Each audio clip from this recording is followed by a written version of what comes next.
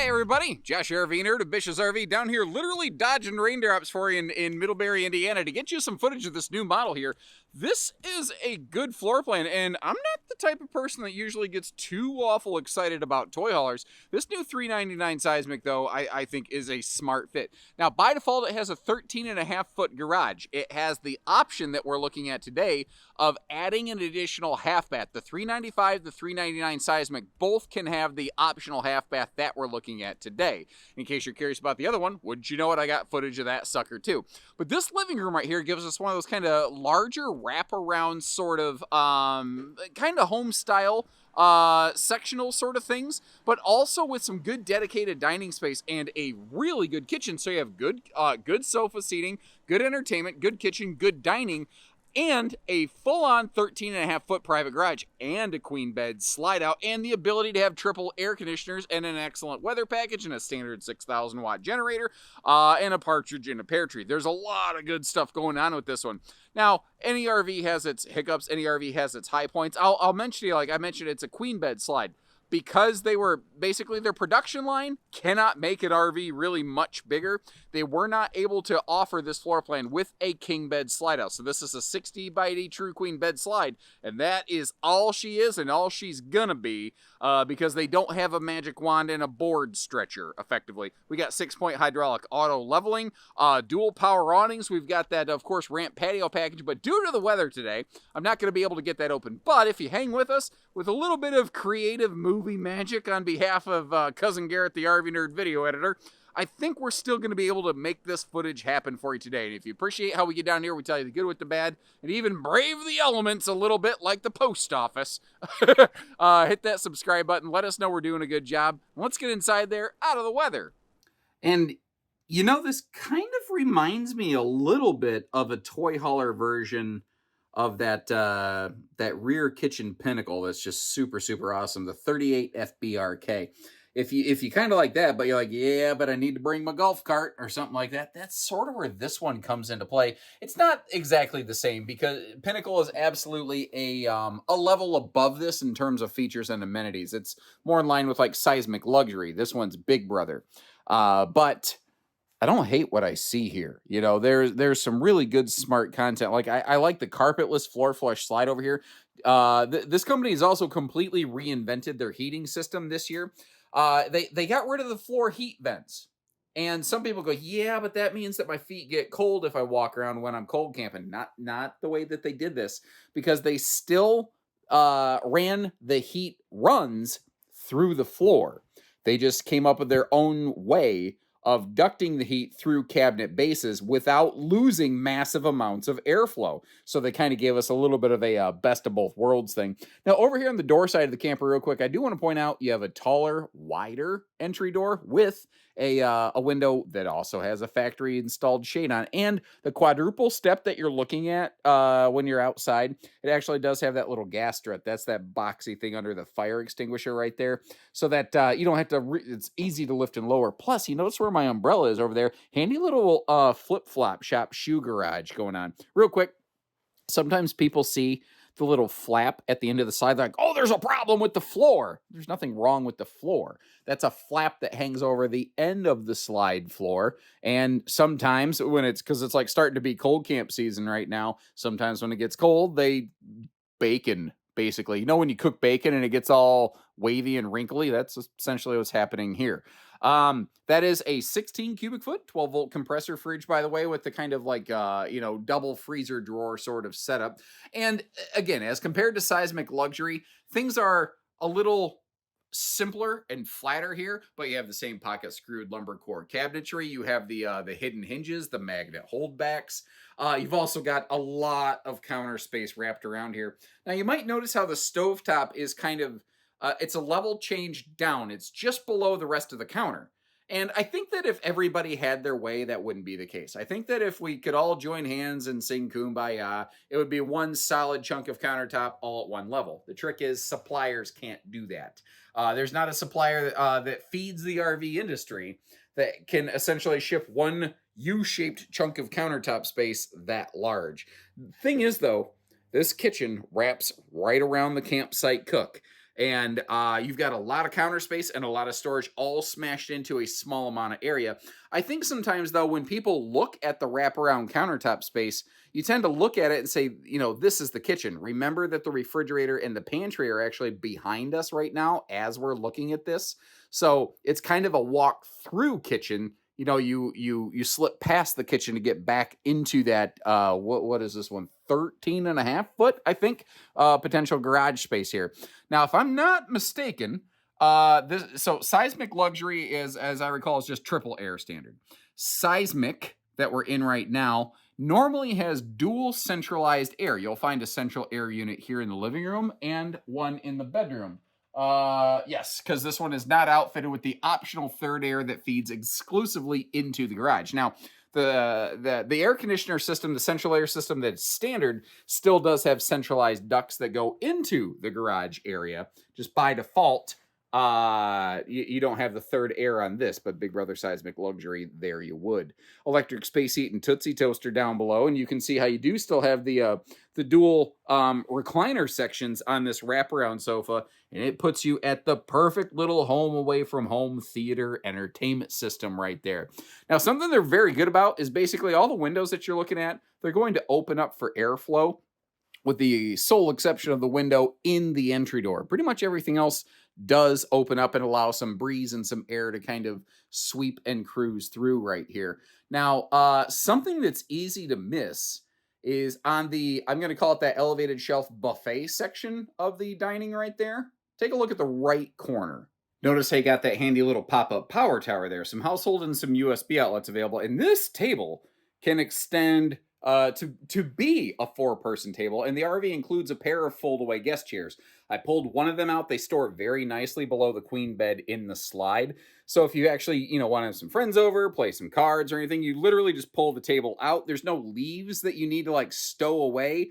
You just pull it open, slam it shut, rawhide. Yeah, good old whip crack kind of sound effects would be perfect right there. Working our way past, you might have noticed where the control panel is located. You see where the converter is located? That's the black box between the fireplace and the TV. That will remain travel functional. So let's just say, Lord forbid, you blow a fuse when you try to open one of the slides, you can get to it. You don't have to manually override the slide because that sucks. And although it's not the largest sleeper sofa, if you do need maximum guest space and you don't want somebody just to lay across your recliner, it actually does have a hide-a-bed section. That's one of those things that some of the modern toy hauler brands have quietly deleted. They don't actually include a hide-a-bed section. I gotta imagine it's just because that's something probably a lot of people don't use, but it lets them save a couple dollars. So, it is, I don't know, it's worth noting that it's there, that Jayco took the time and effort, because it's something that represents part of the price tag that you're purchasing, I always forget to activate those little kitchen accent lights.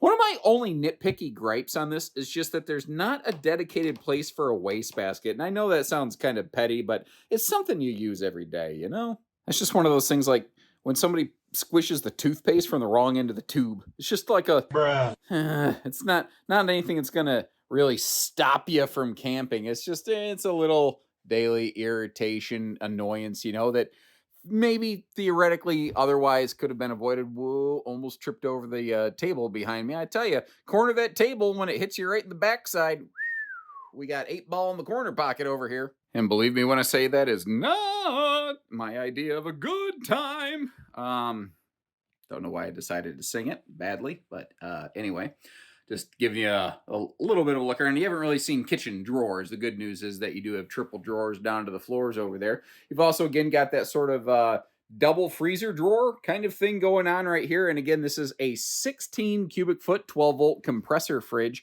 They do not offer any sort of refrigerator swaption option sort of things. This is what she has right here. What is interesting, though, is you have this awesome pantry space beside it, and you have that kind of open pocket up there, just that extra little bonus space. They had just a little bit of bonus room, so they added this little handy dandy standy thing over here. The problem is, when I position myself like this, for some reason I thought the pantry was a full-on pass-through pantry, when in fact it is not. However, here's the thing.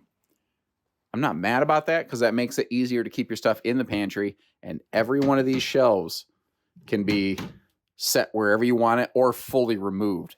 That is what I call a pull-out perfect pantry right there. I love that. The storage comes to you. You don't have to go after the storage. It's just simple. It's easy. It makes a lot of sense, you know. Sometimes I think some of these RVs are designed to cost more dollars than they make sense, you know, and that's just smart daily use content there. I was making sure I close those cabinets up real quick before we meandered our way upstairs. This has a dual entry bedroom bathroom. It's fairly common in wide body toy hauler designs, especially those with bedroom slides like this. It's not for everybody. Not everybody necessarily loves the design. I think one of the nice things about it is kind of like we're seeing here, because you sort of pretend like you have x-ray vision and can see through the walls. It makes everything look and feel larger potentially. But giving you a look around this porcelain foot flush stool, sometimes when I see bathroom arrangements like this, I run into situations where I just don't have good elbow room, and I really didn't suffer from that here. It wasn't too awful terrible. Being totally go out of my way to be candid and real with you, though, and I'm smacking my camera against stuff. I'm at a really bad angle to try to display this. I'm going to weave the camera around the corner. You can see that nice big stainless sink and everything. You've got the cool corner cabinet. You have essentially like no dedicated linen space in this bathroom. So you're going to have to plan to bring a towel with you before you get in here, or have a towel kind of hanging out for you once you get here. The good news is that you're not going to have to duck in that shower unless you're, I would say, if you're probably about 6'5", or, you know, 6'4", 6'5", flat foot without shoes, that's probably about the point that your head's going to start scuffing against the ceiling. And the skylight, you know, I'm okay with the brands that get rid of the skylight because it removes a big hole in the roof effectively. But I like how they put the lighting up there above the shower so you can actually see what you're doing. That was actually pretty cool. Now, the living room and the bedroom, standard, each have a 15,000 BTU air system. Third air is optional on this. I think I mentioned that earlier, but man, I make a lot of videos, and sometimes what I've said or what I meant to say, it starts to get a little bit blurry, you know? It's like when you wake up from a dream and you're not sure if you're awake yet. It's sort of like that. This is a 60 by 80 True Queen bed. There is no king bed option in this floor plan. It's just, this one is as big as it really can be, and possibly can be, given the production facility in which it's made. Sometimes I don't think people realize that. Sometimes people are like, why didn't they just make the RV larger? You can't always. Sometimes the factory has a physical length limitation before the RV no longer fits down the production line. So that is a very real thing that sometimes some factories have to deal with. I suspect that's probably what we're looking at here. Not to mention, this thing is a very large RV as it is. The good news is that with a full bed slide, we have a more traditional non-toy hauler style bedroom storage closet, stackable washer dryer prep arrangement, you know. Now, even if you do decide to put a washer dryer in there, you still have the other chunk of space to the left where you could have all your hanging storage and all kinds of things there. So, you know, a lot of toy haulers have a north-south bedroom arrangement and a closet slide, and that doesn't allow for doing laundry up here in the bedroom area like this one does. That also means this RV does not have laundry in the garage. Some big luxury haulers will have dual hookups. This one does not. If you prefer laundry in the garage, take a look at this one's brother, the 395 Seismic. This is the 399. Now, this actually helps us. If you look at the mirror, you can see how on the bottom, the bed sides right there, you actually do have household outlets. And in these Jaycos, anywhere you see it, there's a little white sticker and it says inverter prepped. That means that right off of battery power, if an inverter is added to the RV, that outlet could be live powered, which is very handy by bedside. Now, I like to try to take the time not only to open up all the cabinets, but even close the slides in what I call a road mode segment, just so that, you know, while you are traveling, you can see what you're doing. Now, real quick, this upper deck mechanism is not the type that is rated for sleeping in while it's retracted. So even though you very easily can access that bed actually from two different doors because of the arrangement of this bathroom, it is not a bed you should be using and sleeping in while it's closed up. So, you know, those extra little details, I want to help you keep this thing out of the shop if I can avoid it. And if that means that, you know, someone's like, yeah, but that also means I won't buy this. Good. Then you're not buying the wrong RV. You're not going to use it the wrong way. You're not going to unintentionally damage it.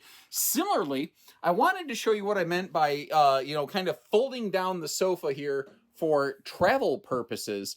One of the recliner sections actually, you know, you need to take off essentially, and you might notice that I have it stowed away over there in that U-shaped kitchen. That'll pretty much keep it under control while you're going down the road in transit. Now, it's not ideal because technically you would have to step into the rack and pinion slide floor over here, which is technically a no-no. If you're in an emergency pinch and you got like diabetic medicine, you need to get to that fridge, you could make it work. But alternatively, if you can fold down the quadruple stable step, that means you have enough room potentially to open this slide out. I'm not going to say that gives you A+ travel access. I don't think that counts. But if you can and are willing, then in a travel stop, you could realistically use the dining and the basically the entirety of the kitchen effectively. It just all depends on what you're willing to do. Now, again, apologies due to the weather. I don't really feel totally comfortable just leaving a ramp door open in the rain. It would probably be fine, but it just feels wrong to me. It's not my RV. I don't like risking the chance of damaging someone else's RV. Back here in the garage, we have a 13.5-foot typical garage with the Happy Jack bed lift system. You got the big bed above. I decided to leave that up and left this just kind of in open lounge mode, but there is a free-floating folding leg picnic table that is included with this. You can also see, obviously, the steps for the back of the ramp patio are included with her. You may also notice a lot of tie-downs on this. And what I really like, this is a big garage and lots of tie-down space. Means if you have a couple things that you're loading in here, you don't have to like fight somebody to make sure that like your motorcycle or dirt bike or whatever is secure. Like everybody has places to tie things down. The thing is, it's a 13.5-foot garage. Normally, the garage would go all the way up to that wall, but you might notice this one has this extra construction over here on the left side. The 395 and the 399 Seismics both have the option of a half bath being located back here in the garage space. Some people really like them, some people don't. So you have your choice on how you want to do this. Now, either way, you're going to have the very traditional toy hauler TV hookups up in that area. This floor plan is interesting. In this floor plan, the loft is built into the garage. In the sister floor plan, the 395, the loft is built off the living room. So the 395 and the 399 are almost like evil twins of one another, where they each do the opposite half of the thing that the other one doesn't. Now, apologies, that was not an amazing look at the loft. I think you probably get the idea, but without making you super motion sick and whipping this camera around that corner, I don't know that I can do much better than that. This half bath is very basic, and there's one little thing I don't know that I love about this half bath. Like, it's going to be tight back here, certainly. That doesn't surprise me. Like, it's not a medicine cabinet, but okay, it's a little sink to wash my hands. I'm fine with that. I get that this panel is here just to enclose off and protect the plumbing below. It looks very unfinished. I'm hoping that's something that's not necessarily the intention of how that's expected to look and to be used. And again, this half bath is very tight. It's intended for quick use and or kids. The thing I do want to mention is that this bathroom, this half bath, is not like a folding half bath. Like, that's become a very common trendy thing in the RV industry. This is just a fixed, built-in half bathroom back here. And again, in the 399 Seismic that we are in, there's no garage laundry. In the 395 Seismic, which I have a video of that linked in the video description, there is garage laundry. So it just depends on which one you prefer. You know, do you like the bed slide? Do you like the garage laundry? Again, they each do the thing that the other one doesn't. So take a look at that video. Let me know which one you think. And in the meantime, we're going to hop outside. I'm going to go play in the rain some more. All right. Give me a second to get the umbrella situated here, Garrett. I'll give you an and. So, once again, take another look at the weights and the measures here. The trick with this sucker is that to give you the private garage, the big living space, the full bed slide, it's got to be big, it's got to be heavy, it's got to be massive, man. And that does require a lot of length, it requires a lot of weight, and hauling this is pretty much going to require a dually. It is just a big sucker. Now, I want to mention real quick as a housekeeping note, as we work our way around this thing, again, due to the weather, I'm not going to be able to drop the ramp tailgate. I think I can still give you a look at that. But If you look under the gooseneck area, under the hitch, you can see how you've got that front baggage compartment, as most RVs tend to do. You might notice I left this one closed. Normally, there would be a 6,000 watt NPS generator down there, factory standard. This RV is actually sitting here today because the supplier was running a little bit late getting them those generators. So that cavity is currently sitting wide open on this RV, but a 6,000 watt NPS generator is factory standard in the front end of that sucker. Something else that's factory standard is the Dexter tow assist system. And considering how flippin' large and heavy this is, I am happy to hear that. If you're not familiar, Dexter tow assist is two objects in one, two systems in one, as it were. It's both anti-lock braking. It's also electronic anti-sway, so you have all of that standard integrated right into this. Now, the RV that we're looking at looks like it has one of the larger optional solar packages available to it, which is where that inverter is coming into play. Normally, it'd be inverter prepped and solar prepped, but this one actually has the package installed. Now, this RV, interestingly, also has 3 different slide systems in play. Folks have left comments. You want to learn more about slide systems on RV, so I want to touch on those as we go. First of all, your sofa slide out. That is a Norco Exact slide, which is a cable system. Our bedroom slide, that is a Schwintek slide. That's where the little silvery worm bar gear things are coming into play. Now, our big seating slide out over here on the campsite with the window, that is a rack and pinion slide system. Why would they use 3 different systems? Basically, each system is designed to be used in a specific way in different areas of the RV, so they're kind of outfitting each slide with the hardware that makes the most sense for it. Now, some people prefer some type of slide system over others. That's okay. I want to just tell you what the RV has, and you can decide if that works for you or not. And if you're curious, like what kind of concerns people have or something, I don't know, leave me a comment, and I can give you like a quick Cliff Notes version. And I also have kind of a video on the whole slide system topic. Now, this RV does not have a gigantic front pass-through because it has kind of a snub-nosed, little bit of a condensed front end as compared to most big toy haulers. So the thing is, though, you still got the big garage in the back for your cargo space.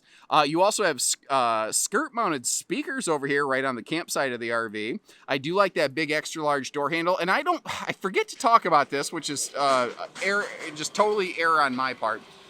The fact that Jayco, you can see that 2+3 sticker in the window, they have about double the warranty of nearly anybody else in this class. It's a major thing to talk about, and I've kind of failed to do that a little bit. Now, this RV has dual power awnings. Because of the location of this big, essentially super slide over on the campsite of the RV, they had to make a choice. Do they either put a big awning on the front of it, part of which will be covered by the slide? So to give you an idea, those awnings usually open about, give or take, about 7.5 foot. And that's about a 3 foot deep slide. So nearly 50% of that awning is occupied. But you have a second awning here in the back, and you have a dedicated awning coming off the rear patio section of the toy hauler area here. Now, once again, due to the weather, I don't feel right leaving this open in the rain just to record a video for you. So, Mr. Cousin Garrett, RV Nerd Video Editor, could you do your magic, please?